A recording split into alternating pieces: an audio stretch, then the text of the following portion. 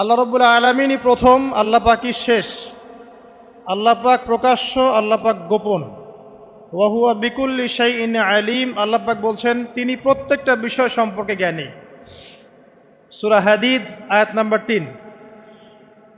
তো আমরা বুঝতে পারছি যখন কোনো কিছু ছিল না তখন আল্লাহ রাব্বুল আলামিন ছিলেন, আবার যখন কিছু থাকবে না তখন আল্লাহ পাক থাকবেন।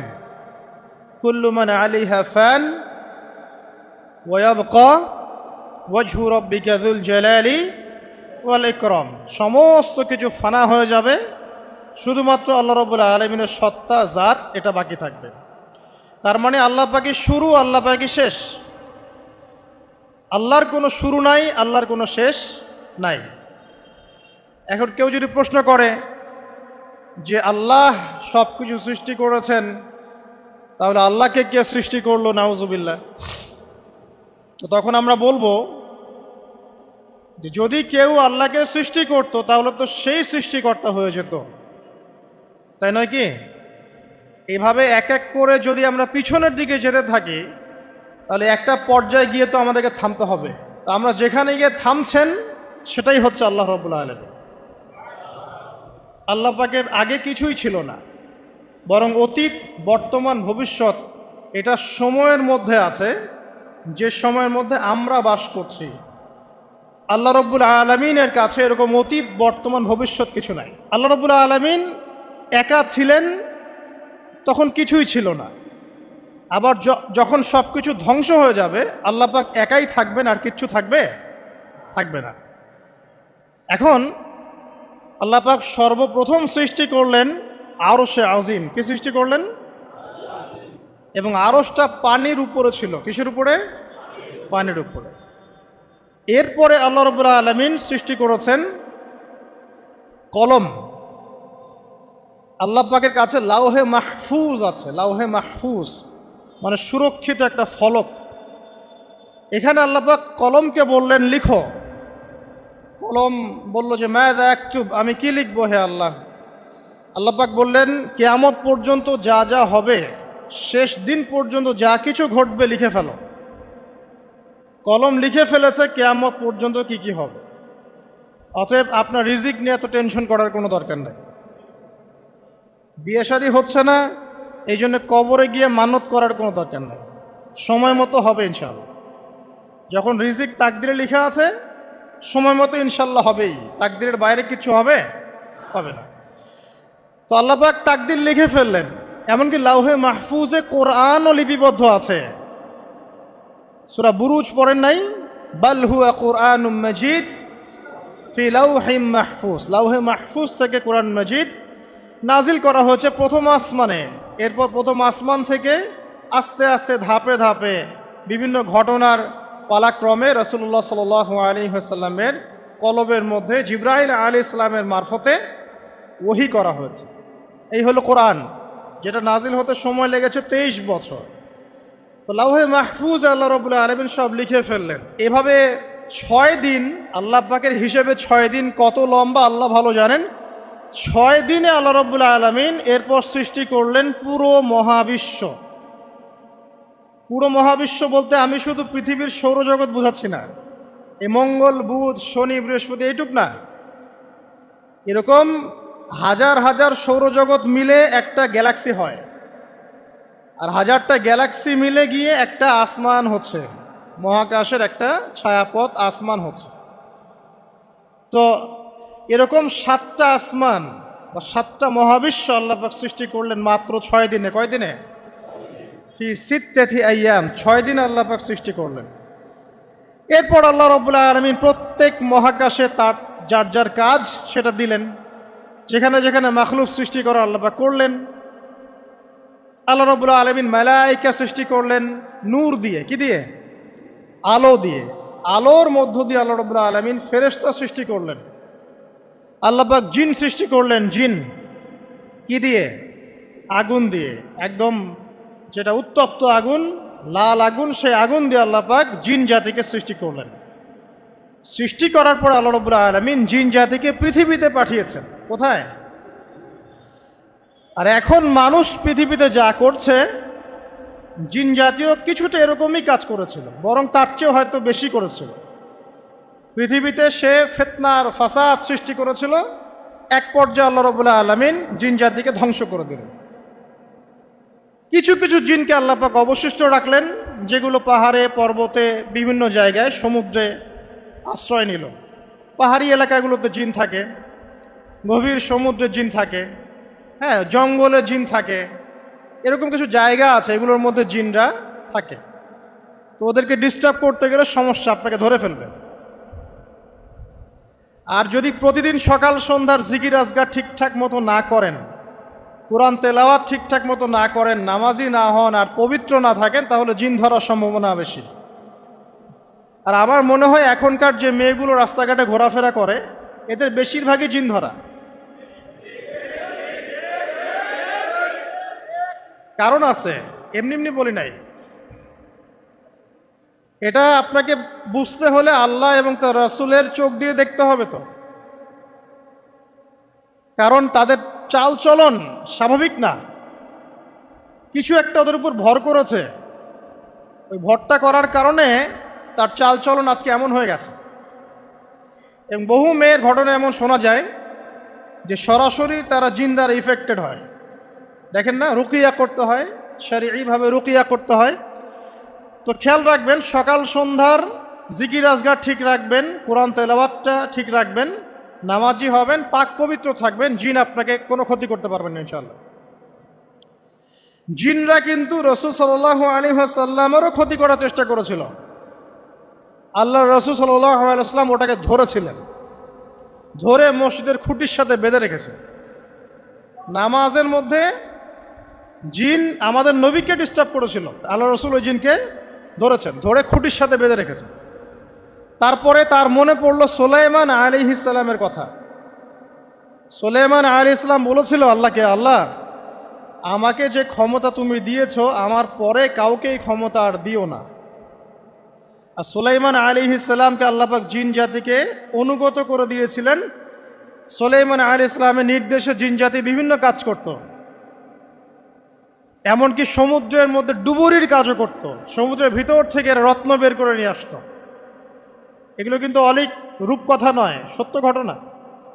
তখন নবী সাল্লাল্লাহু আলাইহি ওয়াসাল্লাম বললেন যে আমার ভাই সুলাইমানের কথা আমার মনে পড়ে গেল, তাই আমি জিনটাকে ছেড়ে দিলাম। তো আল্লাহ পাক জিন জাতিকে সৃষ্টি করে এই পৃথিবীতে পাঠানোর পর তারা এরকম ফিতনা এবং ফাসাদ সৃষ্টি করার পরে আল্লাহ পাক ওদেরকে ধ্বংস করে দেন। দেওয়ার পরে আরও অনেক যুগ এবং অনেক শতাব্দী কেটে যায়। কত যুগ, কত শতাব্দী আল্লাহ ভালো জানেন। অনেক লম্বা সময় পরে গিয়ে আল্লাহ রাব্বুল আলামিন ফেরেশতাদেরকে ডাকেন। কাদেরকে ডাকেন? তাদেরকে ডেকে বলেন, ওয়া ইয ক্বালা রাব্বুকা লিল মালায়েকা, স্মরণ করো নবী সেই সময়ের কথা যখন তোমার রব ফেরেশতাদেরকে ডাকলেন, ডেকে বললেন, ইন্নী জাইলুন ফিল আরদি খলিফা, হে ফেরেশতা মণ্ডলী, আমি পৃথিবীতে আমার খলিফা পাঠাতে চাই। কি পাঠাতে চাই ভাই? খলিফা। খলিফার দুটো অর্থ। একটা হচ্ছে ওই যে জিনরা যে চলে গেল, ওর স্থলাভিষিক্ত হয়ে আরেকটা জাতি, স্থলাভিষিক্ত হওয়া। আরেকটা ব্যাখ্যা হচ্ছে খলিফা শব্দের মানে হচ্ছে যে ব্যক্তি আল্লাহ পাকের বিধান অনুযায়ী পৃথিবীতে বিচার ফয়সালা করে, সে আল্লাহর খলিফা। আমি কি বুঝাতে পারছি? আল্লাহ পাক ফেরেশতাদেরকে বললেন, আমি পৃথিবীতে আমার খলিফা পাঠাতে চাই, প্রতিনিধি, এবং যে আল্লাহর বিধান দ্বারা বিচার ফয়সালা করে। তখন ফেরেশতারা বলছেন, ক্বালু, ফেরেশতারা বলছেন, আতাজআলু ফিহা মান ইউফসিদু ফিহা ওয়া ইয়াসফিকুদ দিমা, হে আল্লাহ, আপনি কি এমন কোন সৃষ্টিকে আবার পৃথিবীতে পাঠাতে চান যে পৃথিবীতে গিয়ে ফিতনা ফাসাদ সৃষ্টি করবে অথবা রক্তপাত ঘটাবে? ফেরেশতারা এই কথা কিভাবে বলতে পারলো? হ্যাঁ, জিন জাতির অভিজ্ঞতার আলোকে। ঠিক আছে? তখন আল্লাহ পাক বলছেন, ইন্নী আ'লামু মা লা তা'লামুন, দেখো আমি যা জানি তোমরা তা জানো না। মানে তারা ফিতনা ফাসাদ সৃষ্টি করতে পারে, কিন্তু আমার কিছু মুখলেস বান্দা থাকবে যারা এই পথে পা বাড়াবে না। আচ্ছা, এবার আল্লাহ রাব্বুল আলামিন আদম আলাইহিস সালামকে সৃষ্টি করলেন। আল্লাহ পাক নিজের হাত দিয়ে আদম আলাইহিস সালামকে সৃষ্টি করেছেন। সূরা সদের মধ্যে আল্লাহ পাক বলেছেন, দেখুন মহাবিশ্বের কোনো সৃষ্টির ব্যাপারে বলা হয়নি যে খলাকতু বিয়াদাই, আমি নিজ হাতে তাকে সৃষ্টি করেছি। শুধুমাত্র আদম আলাইহিস সালাম আমাদের পিতার ক্ষেত্রে বলা হয়েছে খলাকতু বিয়াদাই, আমি নিজ হাতে তাকে সৃষ্টি করেছি। কত সম্মান, কত ভালোবাসা, তাই না? এবার আল্লাহ রাব্বুল আলামিন আদম আলাইহিস সালামকে সমস্ত নাম শিক্ষা দিলেন। সমস্ত নাম মানে কি? ওয়াল্লামা আদামাল আসমাআ কুল্লাহা। আল্লাহ পাক বলছেন এরপর আমি আদম আলাইহিস সালামকে মহাবিশ্বের যত জ্ঞান আছে সমস্ত নাম শিক্ষা দিয়ে দিলাম। সুবহানাল্লাহ। যেই জ্ঞান ফেরেশতাদেরও ছিল না, যেই জ্ঞান ইবলিসেরও ছিল না। ইবলিস কিন্তু অনেক জ্ঞানী ছিল, অনেক বড় আবেদ ছিল, সে দীর্ঘদিন আল্লাহর ইবাদত করেছে, কিন্তু এই জ্ঞান কিন্তু তারও ছিল না, ফেরেশতাদেরও ছিল না। সুম্মা আরাদাহুম আলাল মালাইকা, এরপর আল্লাহ রাব্বুল আলামিন আদম আলাইহিস সালামকে ফেরেশতাদের সামনে নিয়ে আসলেন, উপস্থাপন করলেন। মহাবিশ্বের ঘটনা, এটা ঘটছে, চিন্তা করেন, এটা কিন্তু ঘটেছে আগে, অতীত। এবার সমস্ত ফেরেশতার সামনে আদম আলাইহিস সালামকে নিয়ে আসা হচ্ছে। এবার বলা হচ্ছে যে হে ফেরেশতারা, তোমরা এই নামগুলো বলে দাও দেখি, তোমরা যদি সত্যবাদী হও। তো ফেরেশতারা বলছেন লা ইলমা লানা ইল্লা মা আল্লামতানা, হে আল্লাহ আপনি আমাদেরকে যা শিখিয়েছেন এর বাইরে তো কোনো জ্ঞান নাই আমাদের। তারপর আল্লাহ পাক আদমকে বললেন আলাইহিস সালাম, হে আদম তুমি সব নাম বলে দাও দেখি। এরপর আদম আলাইহিস সালাম সমস্ত নাম একটা একটা করে বলে দিলেন। তাহলে আমাদের পিতা জ্ঞানী ছিলেন না অজ্ঞ ছিলেন? আর আমরা তার সন্তান হিসেবে জ্ঞানী না অজ্ঞ? এটা আমাদের শোভা পায়? আমাদের পিতা ছিলেন মহাবিশ্বের সবচেয়ে জ্ঞানী সত্তা। আল্লাহ রাব্বুল আলামিন তাকে জ্ঞান শিক্ষা দিয়েছেন, সমস্ত জ্ঞান। তবে তার সমস্ত জ্ঞান আর এই মহাবিশ্বের সমস্ত জ্ঞান আল্লাহর জ্ঞানের তুলনায় কতটুকু জানেন? একটা সমুদ্রের মধ্য থেকে এক ফোঁটা পানি উঠালে যেমন হয়, পুরো মহাবিশ্বের জ্ঞান আল্লাহর জ্ঞানের সামনে এতটুকু। আল্লাহ পাকের জ্ঞান এত অসীম, পুরো মহাসাগরের মধ্য থেকে এক ফোঁটা পানি তুললে, ওই যে এক ফোঁটা পানি তুললেন, এটা মহাবিশ্বের জ্ঞান। আর বাকি সমস্ত পানি এটা আল্লাহ পাকের জ্ঞান। ঠিক দুনিয়ার জীবনের এক্সাম্পলটা এমনই। একটা সাগরের মধ্যে আঙ্গুল ডুবালে, আঙ্গুল উঠালে যতটুকু পানি আঙ্গুলে বেঁধে থাকে এটা দুনিয়া, আর পুরো মহাসাগরটাই হচ্ছে কি? আখিরাত। নবীজি বলছেন সাল্লাল্লাহু আলাইহি ওয়াসাল্লাম, একটা মৃত গাধাকে দেখে বলছেন, সাহাবীরা তোমরা কি কেউ এই গাধাটাকে 1 দিরহামের বিনিময়ে কিনবে? কান কাটা, মৃত, গলে আছে, এই গাধাটাকে কিনবা 1 দিরহাম দিয়ে? সাহাবীরা বলছেন মাংনা দিলেও তো কিনবো না। ইয়া রাসূলুল্লাহ, যদি ফ্রিও কেউ দেয়, বিনামূল্যে দেয়, তাও তো নিব না। তখন নবী সাল্লাল্লাহু আলাইহি ওয়াসাল্লাম বলছেন, এটাই হচ্ছে আল্লাহর কাছে দুনিয়ার এক্সাম্পল। ওই মৃত গাধা তোমাদের কাছে যতটা না ইম্পর্টেন্ট, যতটুকু মূল্য রাখে, আল্লাহর কাছে এই দুনিয়া তার চেয়েও কম মূল্য রাখে। তো এই দুনিয়াতে তো সব ফয়সালা হবে না। আমরা তো হতাশ হয়ে যাই না যে দুনিয়াতে এমন কেন, এটা কেন, ওইটা কেন। দুনিয়া এটারই জায়গা। দুনিয়া সব কিছুর কনক্লুশনের জায়গা না, সব কিছুর পরিসমাপ্তির জায়গা হচ্ছে কিয়ামতের মাঠ। ওই দিন যে সফল সে সফল, যে ব্যর্থ সে ব্যর্থ। দুনিয়ার বাড়ি গাড়ি, স্ট্যাটাস, চাকরি বাকরি, ইজ্জত সম্মান, এটা সাফল্য ব্যর্থতার মানদণ্ড নয়, চূড়ান্ত মানদণ্ড নয়। চূড়ান্ত মানদণ্ড কি? ফামান যুহজিহা আনিন নার ওয়া উদখিলাল জান্নাহ ফাকাদ ফাজ। যাকে জাহান্নাম থেকে বাঁচানো হবে, জান্নাতে প্রবেশ করানো হবে, পুলসিরাত পার হতে পারবে, এই একমাত্র ব্যক্তি সফল। তো সাফল্যের সংজ্ঞাটা জেনে রাখবেন, তাহলে আপনি দুনিয়াতে হতাশ হবেন না ইনশাআল্লাহ তাআলা। এবার কি হলো, যখন আদম আলাইহিস সালাম সমস্ত নাম শিক্ষা দেওয়া সমস্ত নাম বলে দিলেন, এখানে নাম মানে কিন্তু খালি নাম নয়, জ্ঞান বলে দিলেন, তখন আল্লাহ রাব্বুল আলামিন ফেরেশতাদেরকে বললেন, তোমরা সবাই এখন আদমকে সিজদা করো। ওয়াইয কুলনা লিল মালাইকাতি ইসজুদু লিআদম, আল্লাহ পাক এবার বলছেন আমি সমস্ত মালায়েকাকে বললাম তোমরা আদমকে সিজদা করো। ফাসাজাদু, সবাই সিজদা করলো, ইল্লা ইবলিস, ইবলিস সিজদা করলো না। কেন করলে না? ইবলিসকে বলা হচ্ছে ইয়া ইবলিস মা মানাকা আল্লা তাসজুদা ইয আমারতুক, তোমাকে কে নিষেধ করলো সিজদা করতে ওই আদমকে যাকে আমি আদেশ করেছি? কে নিষেধ করলো? তখন ইবলিস বলছে খলাকতানি মিন নার ওয়া খলাকতাহু মিন তিন, আমাকে সৃষ্টি করেছেন আগুন দিয়ে আর আদমকে সৃষ্টি করেছেন মাটি দিয়ে, আমি কিভাবে তাকে সিজদা করতে পারি? ইবলিস বলতে চাইলো যে আপনি যে বলছেন আদমকে সিজদা করো, আদম তো মাটির তৈরি, আমি তো আগুনের তৈরি, তাহলে আপনি ভুল বলছেন। নাউজুবিল্লাহ। আগুন কেন মাটির সামনে নত হবে? মাটি আগুনের সামনে নত হওয়া উচিত। তার কেয়াস হচ্ছে এমন, কেয়াস মানে কি? তার এটা কি?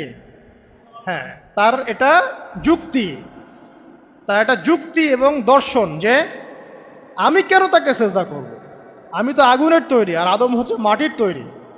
তো খলাকতাহু মিন নার ওয়া খলাকতানি মিন তিন, খলাকতানি মিন নার ওয়া খলাকতাহু মিন তিন, আমাকে সৃষ্টি করেছেন আগুন দিয়ে, আদমকে সৃষ্টি করেছেন মাটি দিয়ে। আবা ওয়াস্তাকবারা, আল্লাহ পাক বলছেন সে উদ্ধত হলো এবং অহংকার প্রদর্শন করলো। আর আল্লাহ পাক অনেক কিছু মাফ করে দেন, কিছু কিছু বিষয় আল্লাহ পাক মোটেই পছন্দ করেন। তার মধ্যে একটা হচ্ছে অহংকার, তার মধ্যে একটা হচ্ছে শিরক, তার মধ্যে একটা হচ্ছে অন্যের হক নষ্ট করা, তার মধ্যে একটা হচ্ছে আদম সন্তানকে হত্যা করা, তার মধ্যে একটা হচ্ছে বৃদ্ধ বয়সে ব্যভিচার করা, তার মধ্যে একটা হচ্ছে মুরতাদ হয়ে যাওয়া। ওই যে খ্রিস্টান হয়ে যাচ্ছেন না, খালি মরেন তারপর বুঝবেন, খালি মালাকুল মউত আসুক তারপর বুঝবেন। আল্লাহ রাব্বুল আলামিন বলছেন তার রাসূলের মাধ্যমে, কেউ যদি সাক্ষ্য দেয় আল্লাহ ছাড়া কোনো মাবুদ নাই, মুহাম্মদ সাল্লাল্লাহু আলাইহি ওয়াসাল্লাম শেষ নবী, ঈসা ইবনে মারইয়াম আল্লাহর প্রেরিত নবী, আল্লাহর পুত্র নন, জান্নাত সত্য এবং জাহান্নাম সত্য, এই পাঁচটা বিষয় যদি কেউ সাক্ষ্য দেয় ইনশাআল্লাহ সে জান্নাতে যাবে, তার আমল যেমনই হোক না কেন। টাকার বিনিময়ে, চাকরির বিনিময়ে, সমাজসেবার নামে আর চিকিৎসার নামে ইমান বিক্রি করে ফেললেন, সুবহানাল্লাহ, সুবহানাল্লাহ। তোমাদের এই পৃথিবীতে বেঁচে থাকার চাইতে মাটির তলে চলে যাওয়া ভালো। আবর্জনার কোনো প্রয়োজন নাই আল্লাহর এই জমিনে। এই মুসলিম উম্মার আবর্জনার কোনো প্রয়োজন নাই। এই মুসলিম উম্মার ইমানদার সাহসী তরুণ প্রজন্মের দরকার। আল্লাহ পাক কবুল করুন, আমিন। এরপরে কি হলো? ইবলিস সিজদা করলো না, আবা ওয়াস্তাকবার, সে উদ্ধত হলো এবং অহংকার প্রদর্শন করলো। এবার আল্লাহ পাক জিজ্ঞাসা করলেন কেন করলে না, কেন করলে না? সে বলল যে আগুন দিয়ে সৃষ্টি করেছেন আমাকে, তাকে সৃষ্টি করেছেন আপনি মাটি দিয়ে, সো আপনি ভুল আমি সঠিক, আমি কেন তাকে সিজদা করব? আল্লাহ পাক তখন আর তার প্রতি রহম করলেন না। আল্লাহ পাক তখন তাকে বলছেন ফখরুজ মিনহা, এখান থেকে বেরো। আল্লাহ পাক যেমন গফুর রহিম আরহামুর রহিমিন, ঠিক তেমনি আল্লাহ পাক শাদীদুল ইকাব, কঠিন শাস্তিদাতাও বটে। আল্লাহ পাক শুধু কি দয়াই করবেন, শাস্তি দিবেন না? দিবেন। ফখরুজ, অপদস্থ হয়ে লাঞ্ছিত হয়ে এখান থেকে বের হয়ে যাও। এখানে অহংকার করার অধিকার তোমাকে দেয়া হয় না, এখান থেকে বের হয়ে যাও। এবার ইবলিস বের হয়ে যাচ্ছে। বের হয়ে যাওয়ার সময় ইবলিস বলছে রব্বি, কি বলছে? রব্বি। দেখেন ইবলিস আল্লাহকে বলছে রব্বি, মানে ইবলিস আস্তিক। ইবলিস কি আস্তিক? ইবলিস আল্লাহ বিশ্বাস করে। ইবলিস বলছে রব্বি, হে আমার রব, আনজিরনি ইলা ইয়াউমি ইউবআসুন, আমাকে কিয়ামত দিবস পর্যন্ত অবকাশ দেন।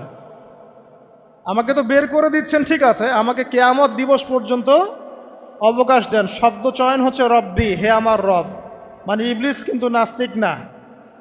তাহলে এখন যারা এই যে এথিজমে বিশ্বাস করছেন, আসলে এরা কেউ নাস্তিক না, এরা ইসলাম বিদ্বেষী। কখনো দেখবেন না তাদেরকে অন্য ধর্মের কোনো বিষয় নিয়ে কটু মন্তব্য করছে, প্রশ্ন উত্থাপন করছে, এমনটা খুব কমই দেখবেন। এতে যত মাথা ব্যথা ইসলাম নিয়ে, এখানে দেখেন ইবলিসের কথা বলছি, ইবলিস কিন্তু আস্তিক। ইবলিস কি বলছে? রব্বি আনজিরনি ইলা ইয়াউমি ইউবাআসুন, হে আমার রব। ইবলিস জানে যে আল্লাহ তার রব। ওই যে সূরা হাশরের শেষের দিকে পড়ে দেখবেন ইবলিস বলে উকফুর, তোমরা কুফরি করো। তারপরে মানুষ যখন কুফরি করে সে বলে আমি ইন্নী আখাফুল্লাহ রাব্বাল আলামিন, আমি আল্লাহকে ভয় করি যে জগৎসমূহের প্রতিপালক। শয়তানকে মানুষ গিয়ে জিজ্ঞাসা করবে, জাহান্নামীরা, তুমি আমাদেরকে পথভ্রষ্ট করেছিলে। শয়তান বলবে আমি কিচ্ছু করি নাই, আমি তোমাদেরকে কোনো কাজে ফোর্স করি নাই, আমি শুধু তোমাদেরকে ওয়াসওয়াসা দিয়েছি, তোমরা নিজেরাই কাজ করেছো। ফালা তালুমুনি ওয়ালুমু আনফুসাকুম, সূরা ইব্রাহিম পড়ে দেখেন। শয়তান বলবে তোমরা আমাকে লানত করো না, নিজেদেরকেই লানত করো, আমি তো তোমাদেরকে বাধ্য করে কাজ করাই নাই, তোমরা নিজেরাই করেছো এই কাজগুলো। আসুন সামনে যাই। এবার আল্লাহ পাক যখন ইবলিসকে বের করে দিলেন, সে বলছে আমাকে কিয়ামত পর্যন্ত অবকাশ দিন। কিয়ামত পর্যন্ত অবকাশ নিয়ে ইবলিস কি করবে? উত্তর, ইবলিস বলছে ফাবিমা আগওয়াইতানি, হে আল্লাহ, যে কারণে বা যে আদমের কারণে আপনি আমাকে এখান থেকে বের করে দিলেন, লাআকউদান্না লাহুম সিরাতাকাল মুস্তাকিম, আমি সে আদম সন্তানের সরল পথে ওত পেতে বসে থাকবো। শয়তানের কথা কি মনে থাকবে যুবক ভাইরা? শয়তানের চ্যালেঞ্জ কি?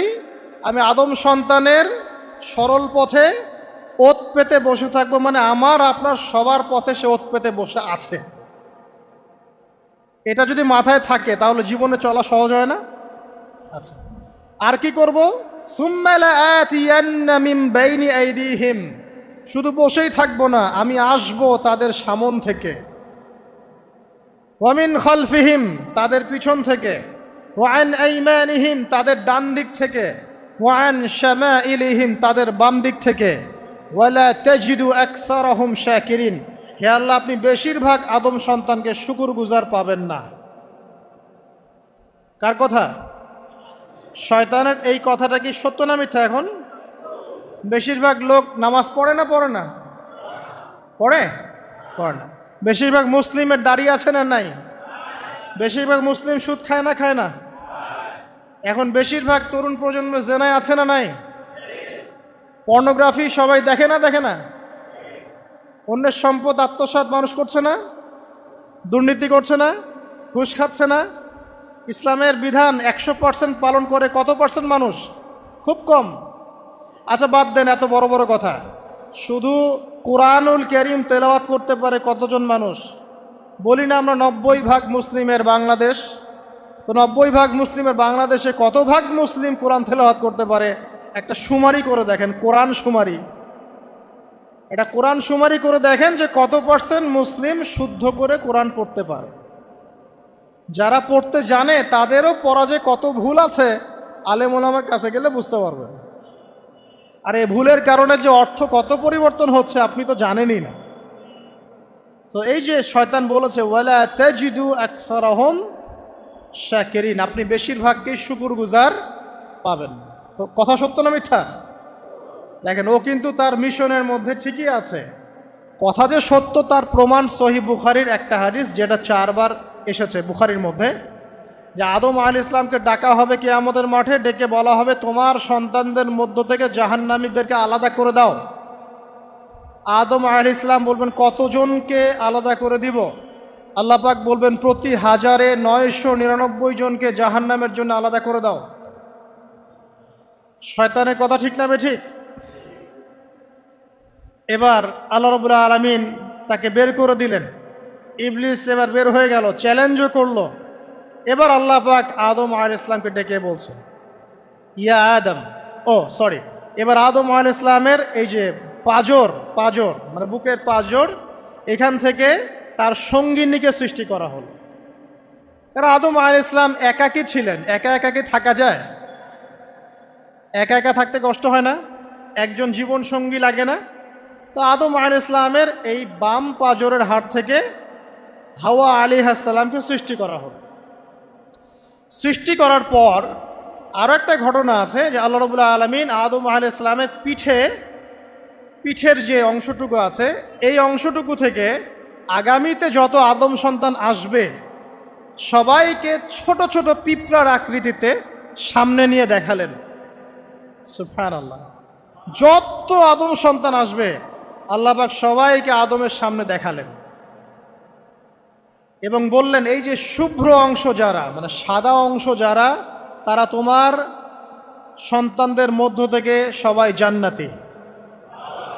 আর তোমার এই যে বাম পাশে যেগুলো কালো কালো ছোট ছোট আকৃতি দেখছো, এগুলো সব তোমার সন্তানদের মধ্য থেকে জাহান্নামী। আমরা দোয়া করি আমরা তাদের অন্তর্ভুক্ত না হই। এবার আল্লাহ পাক সবাইকে বললেন, সূরা আরাফের মধ্যে আসছে 182 নম্বর আয়াতে মনে হয়, আল্লাহ পাক বলেন, আলাস্তু বিরব্বিকুম, হে আদমের সন্তানরা, আমি কি তোমার রব নই? আমি কি তোমাদের রব নই? আলাস্তু বিরব্বিকুম, আমি কি তোমাদের রব নই? আলাস্তু বিরব্বিকুম, আমি কি তোমাদের রব নই? আমরা সবাই তখন বলেছিলাম, বালা ইয়া রব্বি, অবশ্যই আপনি আমাদের রব। আমরা এখন ভুলে গেছি না? আমরা সবাই এই সাক্ষী দিয়ে আসছি রুহের জগতে। আর রুহের জগৎ বলে একটা জগৎ আছে, অনেক জগৎ আছে। রুহের জগৎ একটা, দুনিয়ার জগৎ একটা, জিন জাতির জগৎ আলাদা, বারজাখ পরকালে যে কবরে রাখার পরে বারজাখের জগৎ একটা, আর দারুল করার যেটা হবে একদম জান্নাত জাহান্নাম, ওটা আরেকটা জগৎ। এই যে মহাবিশ্ব যে সম্প্রসারিত হচ্ছে, এক এক গ্যালাক্সিতে এক একটা জগৎ না, এরকম বহু জগৎ আছে। রুহের জগতে আমরা এই ওয়াদা আল্লাহর কাছে করে এসেছি। এটাকে আহদে আলাস্তু বলে। কি বলে? আহদে আলাস্তু, মানে আলাস্তু বিরব্বিকুম, আমি কি তোমাদের রব নই? আমরা বলেছিলাম হ্যাঁ আপনি আমাদের রব। একটা মজার কথা আছে এখানে, যখন আদম আলাইহিস সালাম দেখছিলেন তার সন্তানদেরকে সাদা সাদা আকৃতি ছোট ছোট, এর মধ্যে একটা সন্তানকে দেখে, একজন সন্তানকে দেখে তার প্রচণ্ড ভালো লেগেছিল এবং তিনি অত্যন্ত সুদর্শন ছিলেন। তাকে দেখে তার প্রচণ্ড রকম ভালো লেগেছিল। আল্লাহ পাককে তিনি জিজ্ঞাসা করলেন, হে আল্লাহ, আমার সন্তানদের মধ্যে একে, এই সুন্দর সন্তান কে? আল্লাহ পাক বললেন, সে হচ্ছে তোমার সন্তান দাউদ। কি নাম? দাউদ আলাইহিস সালাম। আর আপনাকে বলে রাখি, আদম আলাইহিস সালামের ব্যাপারে যেমন আল্লাহ পাক বলেছেন আদম আমার খলিফা, ঠিক দাউদ আলাইহিস সালাম সম্পর্কেও আল্লাহ পাক বলেছেন দাউদ আমার খলিফা। বুঝতে পারলেন? কোথায় আছে? সূরা সদ পড়ে দেখেন। ঠিক আদম আলাইহিস সালাম সম্পর্কে আল্লাহ পাক বলেছেন না যে আমি পৃথিবীতে খলিফা পাঠাচ্ছি, ঠিক দাউদ আলাইহিস সালাম সম্পর্কেও আল্লাহ পাক বলেছেন দাউদ আমার খলিফা। ইয়া দাউদ ইন্না জাআলনাকা খলিফাতান ফিল আরদ ফাহকুম বাইনান নাস বিল হক ওয়া লা তাত্তাবিল হাওয়া। আয়াতটা পড়ে দেখবেন, ওইদিকে আমি পরে আসছি। তো ওই সন্তানকে দেখে তার এত ভালো লাগলো, আল্লাহর কাছে তিনি জিজ্ঞাসা করছেন, হে আল্লাহ, আমার এই সন্তানের হায়াত কত? আল্লাহ পাক বলছেন, তোমার এই সন্তানের হায়াত হচ্ছে 60 বছর। কত বছর? 60 বছর। আর আমাদের উম্মতে মুহাম্মাদের কিন্তু গড় আয়ু এরকম 60-65, এর বেশি না গড় আয়ু। তখন আদম আলাইহিস সালাম বলেন, আল্লাহ, আমার হায়াত থেকে তাকে 40 বছর দিয়ে দাও। আমার হায়াত থেকে তাকে 40 বছর দিয়ে দাও। আল্লাহ পাক তাকে 40 বছর দিয়ে দিলেন। তাই আদম আলাইহিস সালামের 1000 বছর হায়াত হয়ে গেল 960 বছর, আর দাউদ আলাইহিস সালামের 40 বছর হায়াত হয়ে গেল 100 বছর। এখন আসেন এই জায়গায় যে আদম আলাইহিস সালাম এবং দাউদ আলাইহিস সালাম দুইজনকে আল্লাহ পাক কি বলেছেন? খলিফা। খলিফা কে? খলিফা কাকে বলে? এটা একটু শুনে নিন ছোট্ট করে। সূরা সদ পড়বেন 24 কি 26 নম্বর আয়াত। আল্লাহ পাক বলছেন, ইয়া দাউদ, হে দাউদ, খলিফার কাজ কি এটা শোনেন। হে দাউদ, ইন্না জাআলনাকা খলিফাতান ফিল আরদ, নিশ্চয়ই আমি আল্লাহ তোমাকে পৃথিবীতে খলিফা করেছি। কি করেছি? খলিফা করেছি। তোমার কাজ কি? ফাহকুম বাইনান নাসি বিল হক, মানুষের মাঝে আল্লাহর বিধান দ্বারা হকের মানদণ্ডে বিচার ফয়সালা করবে। তাহলে আল্লাহর খলিফার দায়িত্ব কি? আল্লাহর বিধান দ্বারা বিচার ফয়সালা করা। ওয়ালা তাত্তাবিল হাওয়া, তুমি নিজের প্রবৃত্তির অনুসরণ করবে না। ফায়ুদিল্লাকা আন সাবিলিল্লাহ, তাহলে তোমাকে এটা সরল পথ থেকে বিচ্যুত করে দেবে। ইন্নাল্লাযীনা ইউদিল্লুনা আন সাবিলিল্লাহ, নিশ্চয় যারা আল্লাহর পথ থেকে বিচ্যুত হয়ে যায় লাহুম আযাবুন শাদীদ, তাদের জন্য কঠিন শাস্তি আছে। বিমা নাসু ইয়াউমাল হিসাব, এই কারণে যে তারা হিসাবের দিনটা ভুলে গেছে। এই আয়াত থেকে খলিফার ফাংশন বুঝতে পারলেন? খলিফার ফাংশন কি? আপনি যা ইচ্ছা তাই ফয়সালা করবেন, নিজের মন গড়া যা ইচ্ছা রচনা করবেন। ফাহকুম বাইনান নাসি বিল হক, মানুষের মধ্যে হকের মানদণ্ডে বিচার ফয়সালা করো। হকটা কি জিনিস? আমার দর্শন হক, আমার ফিলোসফি হক, আমার যুক্তি, আমার বিজ্ঞান, এগুলোই হকের মানদণ্ড। হকের মানদণ্ড কি? কোথায় উত্তর আছে? কোরআনেই উত্তর আছে। কোন সূরা? সূরা কাহফ। কত নম্বর আয়াত? আয়াত নম্বর 29। আল্লাহ পাক বলছেন ওয়াকুলিল হাক্কু মির রাব্বিকুম, হক সেটাই যা তোমার রবের পক্ষ থেকে নাজিল। কথা কি ক্লিয়ার? হক কি জিনিস? যা তোমার রবের পক্ষ থেকে নাজিল হয়। ফামান শাআ ফালইউমিন, যার ইচ্ছা হয় সে স্বীকার করুক। ওয়ামান শাআ ফালইয়াকফুর, যার ইচ্ছা হয় সে অস্বীকার করুক। ইন্না আ'তাদনা লিযালিমিনা নারান, অস্বীকারী জালেমদের জন্য আমি আগুন প্রস্তুত করে রেখেছি। তো এখানে আপনি হকের সংজ্ঞা পেলেন এবং হকের মানদণ্ডে বিচার ফয়সালা করলে পরে খলিফা হয়। যদি আল্লাহ পাকের হকের মানদণ্ডে কেউ ফয়সালা না করে সে আল্লাহর খলিফা নয়, সে শয়তানের খলিফা। কথা কি ক্লিয়ার? আচ্ছা, এখন যদি আপনি বাধ্য হন কোনো ক্ষেত্রে সেটা আলাদা বিষয়, বাধ্য হয়েছেন সেটা আলাদা বিষয়, কিন্তু আকীদা স্পষ্ট থাকতে হবে যে আল্লাহ রাব্বুল আলামিনের বিধান চূড়ান্ত, এর উপর কোনো বিধান নাই। এখন আপনি আদম এবং দাউদ আলাইহিস সালামের মধ্যে একটা সম্পর্ক বুঝতে পারলেন।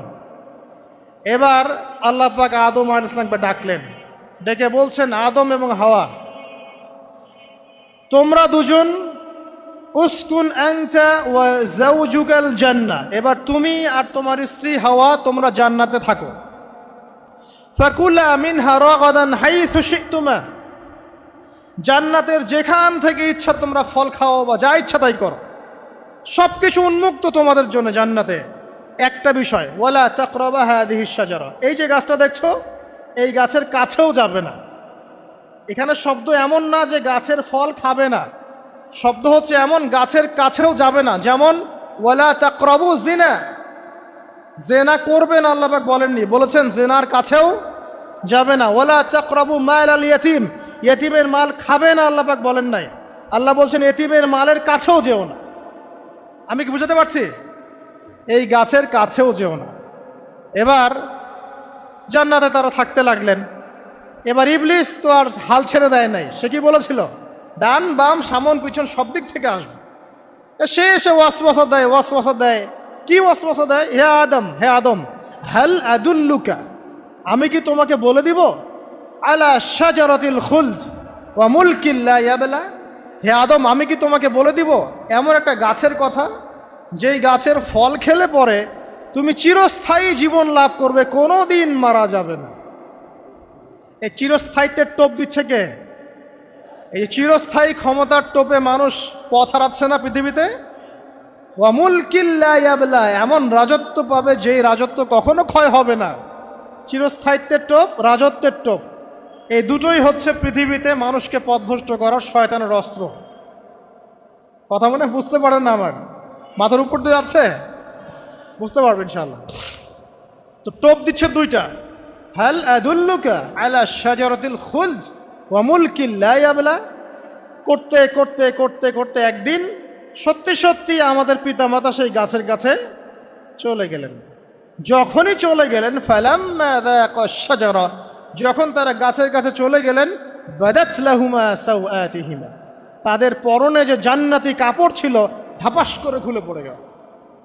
ইন্না লিল্লাহি ওয়া ইন্না ইলাইহি রাজিউন। আমাদের পিতামাতাকে পুরো মহাবিশ্বে ফেরেশতাদের সামনে জান্নাতে নগ্ন করে দিল ইবলিস।